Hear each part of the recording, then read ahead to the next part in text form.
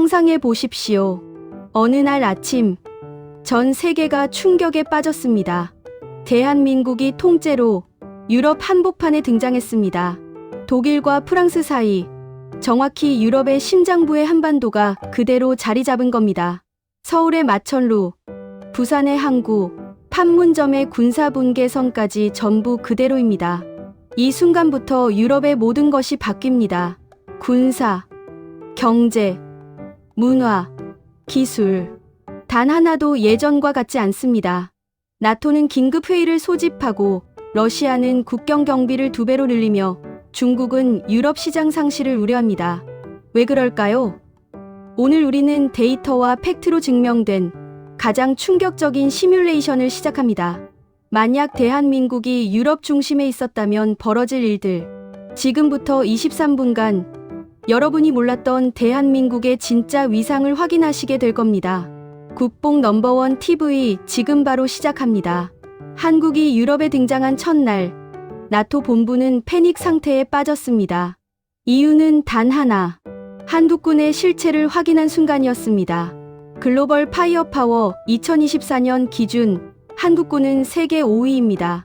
육군 36만 5천 명, 해군 7만 명, 공군 6만 5천 명. 숫자만의 문제가 아닙니다.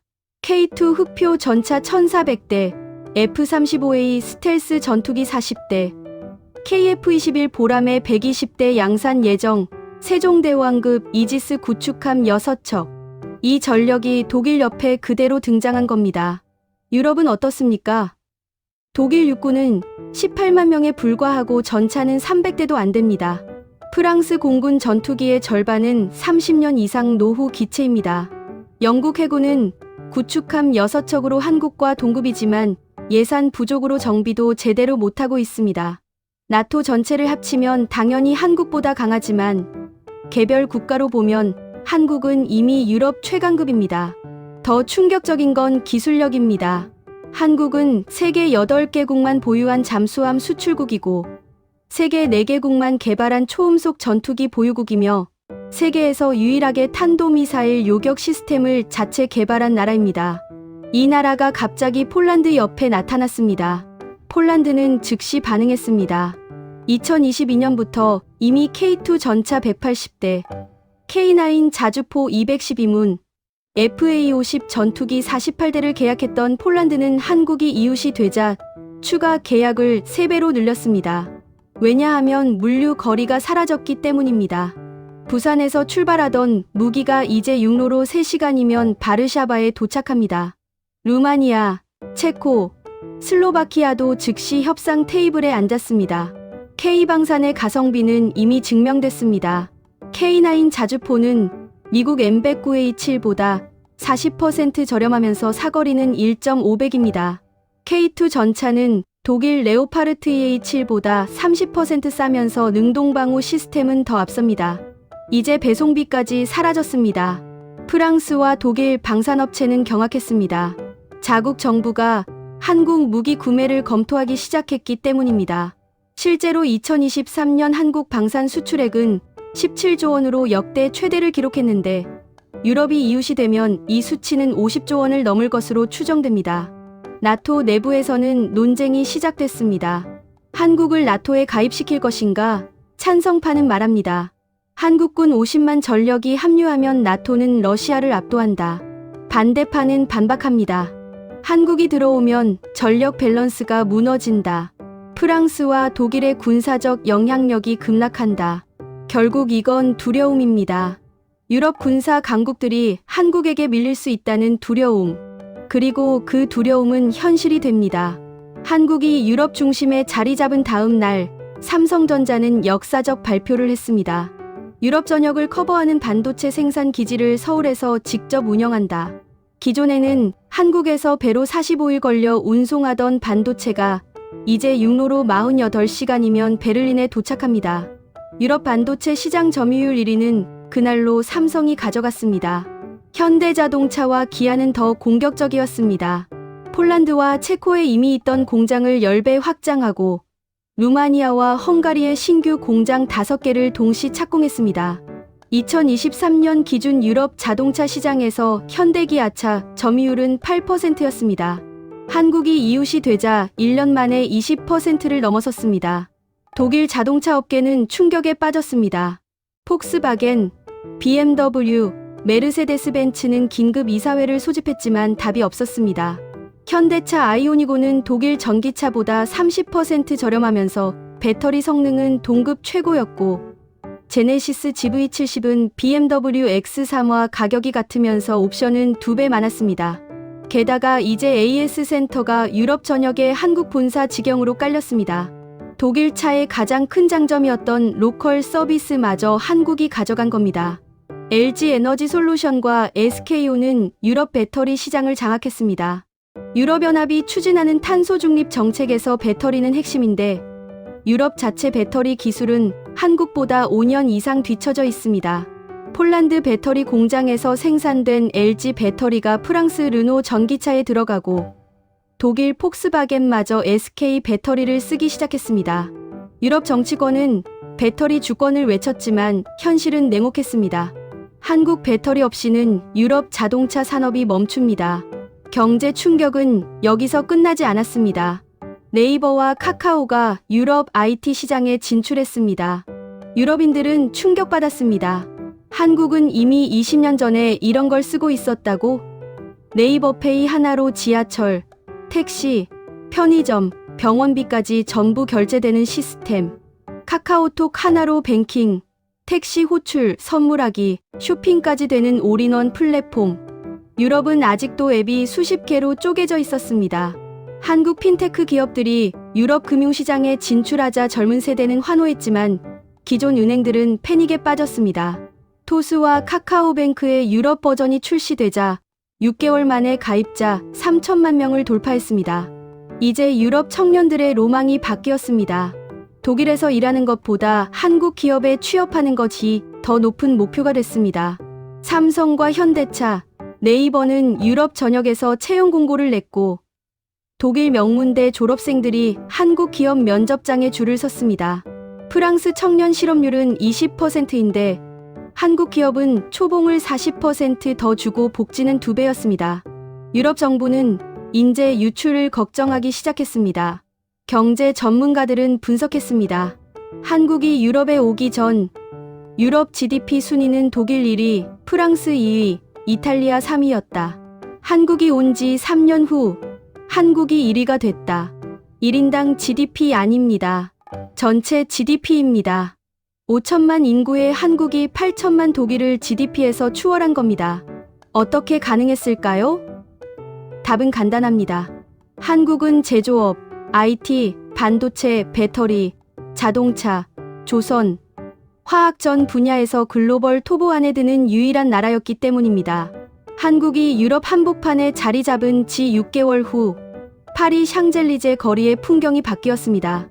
루이비통 매장 옆에 올리브영이 들어섰고 에르메스 맞은편에는 카페베네가 오픈했습니다. 그리고 가장 긴 줄이 선 곳은 한국 화장품 매장이었습니다. 물리적 거리가 사라지자 K뷰티는 폭발했습니다. 기존에는 배송비와 관세 때문에 비쌌던 한국 화장품이 이제 유럽 로컬 가격으로 팔리기 시작했습니다. 설화수, 후, 아모레 퍼시픽은 유럽 백화점 1층 핵심 매장을 차지했고, 에뛰드하우스와 이니스프리는 10대 여학생들의 성지가 됐습니다. 프랑스 로레알은 한국 화장품 브랜드 3개를 인수하려 했지만 전부 거절당했습니다. 우리가 왜 팔립니까? 이제 유럽이 우리 시장인데요. K-팝은 더 강력했습니다. 방탄소년단과 블랙핑크는 이미 유럽을 점령했지만 한국이 이웃이 되자 모든 게 달라졌습니다. 서울에서 콘서트를 하면 유럽 팬들이 기차 타고 3시간 만에 도착합니다. 파리에서 컴백 쇼케이스를 하면 한국 팬들이 KTX 타듯이 넘어옵니다. 유럽 음악 차트 톱10에 한국 가수가 7자리를 차지하는 일이 일상이 됐습니다. 스포티파이 유럽 스트리밍 1위는 3년 연속 K-팝이었습니다. 영국 BBC는 특집 다큐멘터리를 만들었습니다. 한국 음악이 유럽을 점령한 이유. 결론은 간단했습니다. 기술적 완성도, 퍼포먼스 강도, 프로듀싱 시스템 전부 유럽 음악보다 10년 앞서 있다. 독일 베를린 피라모닉 오케스트라 지휘자는 인터뷰에서 말했습니다. K-팝 안무와 동선 설계는 클래식 지휘만큼이나 정교하다. 놀라운 예술성이다. K-드라마는 유럽 방송계를 재편했습니다. 넷플릭스 유럽 시청 순위 1위는 항상 한국 드라마였지만 이제는 공중파 방송에서 황금 시간대에 한국 드라마가 나갑니다. 프랑스 TF1은 사랑의 불시착을 저녁 8시에 편성했고 독일 ARD는 이태원 클라스를 주말 특선으로 방영했습니다. 시청률은 자국 드라마를 2배 이상 앞질렀습니다. 이탈리아 RAI는 아예 한국 드라마 전용 채널을 신설했습니다. 스페인에서는 오징어 게임, 체험 테마파크가 문을 열었고 오픈 첫날 3만 명이 방문했습니다. 유럽 방송 제작자들은 한국 작가와 PD를 스카우트하기 시작했습니다. 한국 드라마 제작 시스템, 프리프로덕션 방식, 촬영 기법을 배우기 위해 유럽 방송국 직원들이 서울로 연수를 왔습니다. 음식 문화는 가장 빠르게 바뀌었습니다. 김치, 라면, 불고기, 비빔밥은 이미 유럽인들이 아는 메뉴였지만 한국이 이웃이 되자 레벨이 달라졌습니다. 베를린 슈퍼마켓에는 신라면, 진라면, 불달볶음면이 파스타 코너보다 넓은 공간을 차지했습니다. 파리 까르푸에서는 김치 냉장고를 따로 설치했습니다. 런던 테스코는 한국 식품 코너를 3배 확장했습니다. 더 놀라운 건 유럽인들이 직접 한국 음식을 만들기 시작했다는 겁니다. 독일 할머니가 김장을 담그는 영상이 유튜브에서 조회수 500만을 넘겼습니다. 프랑스 셰프가 한식 퓨전 레스토랑을 열어 미슐랭 1스타를 받았습니다. 이탈리아 요리학교에서는 한국 요리 과정이 정규 커리큘럼에 들어갔습니다. 스페인 바르셀로나에서는 아침 출근길에 김치찌개 냄새가 난다는 현지 뉴스가 나왔습니다. 유럽 문화평론가는 말했습니다. 르네상스 이후 유럽은 항상 문화 수출국이었다. 하지만 21세기 들어 처음으로 유럽이 문화 수입국이 됐다. 그 주인공은 한국이다. 한국은 유럽을 바꿨습니다. 총이나 탱크가 아니라 음악과 드라마와 김치로. 한국이 유럽에 등장한 다음 날 러시아 크렘린궁은 비상이 걸렸습니다. 이유는 명확했습니다. 국경 바로 옆에 세계 5위 군사 강국이 갑자기 나타난 겁니다. 블라디미르 푸틴 대통령은 긴급 안보회의를 소집했고 러시아군은 서부 국경 병력을 즉시 2배로 증강했습니다. 한국은 러시아에게 단순한 이웃이 아니었습니다. 한국은 미국의 핵심 동맹국입니다. 주한미군 28,000명이 그대로 유럽에 왔다는 의미입니다.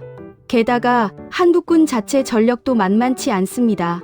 F-35 스텔스 전투기 40대, 이지스 구축함 6척, 사드 미사일 방어체계, 패트리어트 미사일 포대 수십 개, 이 모든 게 러시아 국경 300km 안에 배치된 겁니다.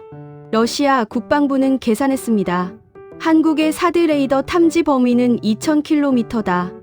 모스크바까지 전부 포착된다. 더 큰 문제는 동유럽 국가들의 반응이었습니다. 폴란드, 루마니아, 발트 3국은 즉시 한국과 군사협력 협정을 체결했습니다. 한국산 무기를 대량 구매하고 한국군 교관을 초청해 훈련을 받았습니다. 러시아가 가장 두려워하던 일이 현실이 된 겁니다. 동유럽 전체가 한국 무기로 무장하고 한국식 군사 시스템으로 재편되는 상황. 러시아 군사 전문가는 분석했습니다. 한국이 동북아에 있을 때는 러시아와 직접 충돌 가능성이 낮았다. 하지만 유럽 중심에 오면서 러시아의 서쪽 전선 전체가 위협받는다. 중국의 충격은 더 컸습니다. 시진핑 주석은 긴급 정치국 회의를 소집했습니다. 한국이 유럽으로 이동하면서 중국이 잃은 것이 너무 많았기 때문입니다. 첫째, 유럽 시장에서 중국 제품이 한국 제품에 밀리기 시작했습니다. 삼성과 LG 전자제품이 유럽 매장을 장악하면서 중국 샤오미와 화웨이는 점유율이 반토막 났습니다. 현대차와 기아차가 유럽 자동차 시장 20%를 가져가면서 중국 전기차 BYD의 유럽 진출 계획은 전면 취소됐습니다. 둘째, 유럽이 탈중국화를 가속화했습니다. 유럽연합은 공급망 다변화 정책을 발표했는데 핵심은 한국이었습니다. 반도체는 삼성과 SK, 배터리는 LG와 SK온, 디스플레이는 삼성과 LG, 조선은 한국 3사. 중국 없이도 유럽 산업이 돌아가는 시스템이 완성된 겁니다. 중국 상무부 장관은 긴급 기자회견을 열었습니다. 한국의 유럽 이동은 글로벌 경제 질서를 교란하는 행위다. 하지만 아무도 듣지 않았습니다. 유럽 기업들은 이미 중국 공장을 철수하고 한국과 동유럽으로 생산기지를 옮기고 있었습니다. 셋째, 기술 격차가 벌어졌습니다. 한국이 유럽과 기술 협력을 강화하면서 중국은 고립됐습니다. 삼성과 ASML의 협력으로 3나노 반도체 양산이 유럽에서 시작됐고 중국은 여전히 14나노에 머물렀습니다. 한국과 독일의 배터리 공동 연구로 전고체 배터리 상용화가 앞당겨졌고 중국 배터리 기업들은 기술 격차 10년으로 벌어졌습니다. 중국 IT 전문가는 한탄했습니다. 한국이 동북아에 있을 때는 우리가 따라잡을 희망이라도 있었다. 이제 한국이 유럽 기술과 결합하면서 격차는 영원히 안 좁혀진다. 러시아와 중국은 공동 성명을 발표했습니다. 한국의 유럽 이동은 지정학적 균형을 파괴한다. 하지만 이미 늦었습니다. 유럽은 한국을 선택했고 한국은 유럽의 새로운 중심이 됐습니다. 모스크바와 베이징에서 가장 많이 나온 말은 이것이었습니다. 한국이 동북아에 있을 때가 그나마 나았다. 한국이 유럽에 온 지 1년 후 베를린 시장은 서울시청을 방문했습니다. 목적은 하나였습니다. 어떻게 이렇게 안전한 도시를 만들었습니까? 독일 범죄율은 한국의 3배였습니다. 프랑스는 5배, 영국은 4배였습니다. 유럽 대도시에서 밤 11시 이후 혼자 걷는 건 위험했지만 서울에서는 새벽 3시에도 여성이 안전하게 귀가했습니다. 비결은 시스템이었습니다. CCTV 50만 대가 도시 전역을 커버하고 AI 분석 시스템이 실시간으로 위험 상황을 감지하며 112 신고 접수 후 평균 3분 내 경찰이 도착했습니다. 베를린은 즉시 한국 시스템을 도입했습니다. 6개월 후 범죄율이 40% 감소했습니다. 파리, 런던, 로마가 줄지어 서울 시스템을 구매했습니다. 유럽 언론은 보도했습니다. 한국 치안 모델이 유럽의 새 표준이 됐다. 의료 시스템은 더 충격적이었습니다. 유럽인들이 한국 병원을 경험한 순간 자국 의료 시스템에 분노했습니다. 영국 NHS는 MRI 검사 대기 시간이 6개월이었습니다.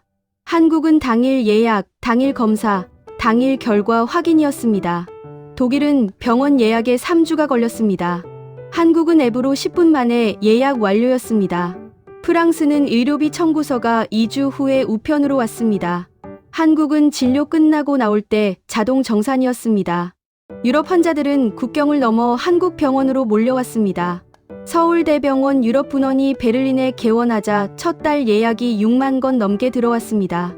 삼성 서울병원이 파리에 지점을 냈고 아산병원이 런던에 진출했습니다. 유럽 정부는 패닉에 빠졌습니다. 자국민들이 한국 병원만 찾으니까요. 결국 유럽 국가들은 한국 의료 시스템을 벤치마킹하기 시작했습니다. 전자의무기록 EMR, 원격 진료 시스템, AI 진단 보조 프로그램 전부 한국 기술을 도입했습니다. 교통 인프라는 비교 자체가 불가능했습니다. 한국 KTX는 시속 300km로 정시 운행률 99%였습니다. 독일 ICE는 평균 시속 250km의 연착률 30%였습니다. 프랑스 TGV는 파업으로 1년에 한 달은 멈췄습니다. 한국 지하철은 배차 간격 2분, 정시 도착률 99.9%였습니다. 런던 지하철은 배차 간격 10분에 고장으로 자주 멈췄습니다. 유럽 교통당국은 한국 철도청 직원들을 초청해 연수를 받았습니다. 어떻게 이런 정시성을 유지합니까? 답은 시스템과 문화였습니다. 실시간 모니터링, 예측 정비, 철저한 매뉴얼, 그리고 책임감. 편의점 문화는 유럽인들에게 충격 그 자체였습니다. 한국은 편의점이 24시간 운영되고 없는 게 없었습니다. 택배 보내고, 공과금 내고, 은행 업무 보고, 밥 먹고, 커피 마시고, 심지어 민원 서류까지 뽑았습니다. 유럽 편의점은 과자와 음료만 팔았습니다. CU와 GS25가 유럽에 진출하자 유럽인들은 환호했습니다. 이게 진짜 편의점이구나. 6개월 만에 유럽 전역에 한국 편의점 5,000개가 오픈했습니다. 기존 유럽 편의점 체인들은 매출이 반토막 나서 한국 시스템을 도입하거나 폐업했습니다. 디지털 행정은 차원이 달랐습니다. 한국은 민원 서류를 집에서 앱으로 발급받았습니다. 유럽은 구청에 직접 가서 2시간 줄 서야 했습니다. 한국은 세금 신고가 클릭 3번이면 끝났습니다. 유럽은 서류 20장 작성하고 우편 발송이었습니다. 한국은 전자정부 시스템이 1위였습니다. UN 전자정부 평가에서 3회 연속 1위. 유럽 국가 중 최고가 덴마크 10위였습니다. 유럽연합은 한국행정안전부에 공식 요청했습니다. 전자정부 시스템 전체를 컨설팅해달라. 한국 공무원들이 유럽 27개국을 순회하며 디지털 행정교육을 했습니다. 2년 후 유럽 전자정부 시스템은 한국 모델을 기반으로 완전히 재구축됐습니다. 유럽 시민들은 말했습니다. 한국이 오기 전에는 몰랐다. 우리가 얼마나 불편하게 살았는지. 영국 이코노미스트는 특집 기사를 실었습니다. 제목은 이것이었습니다. 한국 표준이 유럽 표준이 되는 시대. 만약 대한민국이 유럽 한복판에 있었다면 이건 단순한 상상이 아닙니다. 이건 우리가 가진 실력의 증명입니다. 한국군은 세계 5위 전력으로 나토 전체의 균형을 바꿀 수 있는 나라입니다. K방사는 유럽 최강 독일과 프랑스 방산업체를 위협할 수 있는 기술력을 가졌습니다. 삼성과 현대차는 유럽 GDP 1위 독일을 경제적으로 추월할 수 있는 역량을 갖췄습니다. K-팝과 K-드라마는 르네상스 이후 줄곧 문화 수출국이었던 유럽을 문화 수입국으로 만들 만큼 강력합니다. 한국의 치안, 의료, 교통, 행정 시스템은 유럽 선진국들이 배우러 오는 세계 최고 수준입니다. 우리는 이 모든 걸 이미 가지고 있습니다. 단지 우리의 위치가 유럽이 아닐 뿐입니다. 하지만 위치는 중요하지 않습니다. 중요한 건 실력입니다. 그리고 대한민국은 이미 세계가 인정하는 실력을 갖췄습니다. 70년 전 우리는 세계 최빈국이었습니다. 50년 전 우리는 독재와 가난에 신음했습니다.